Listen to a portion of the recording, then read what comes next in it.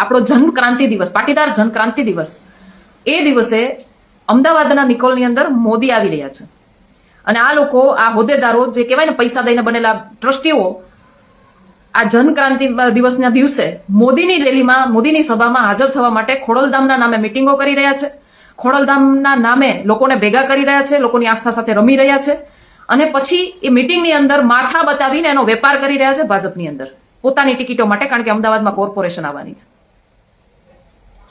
કેટલી હદે યોગ્ય છે આ બધું? ખોડલધામ સંસ્થા, ખોડલધામનું સંગઠન એક સામાજિક સંસ્થા છે.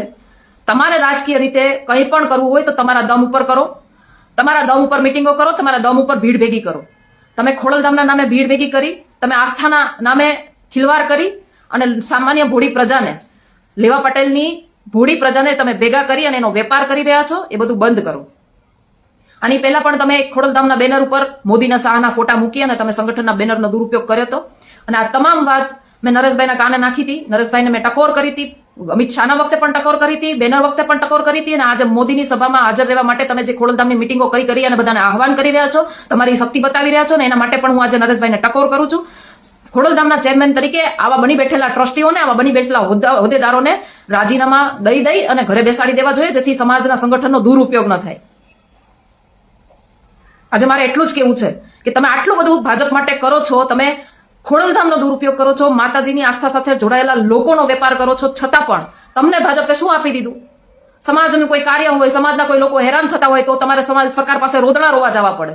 તમે એને આમ કહેવાય ને એક ટકોર કરીને કંઈ પણ નથી શકતા. તમને શું મળે છે?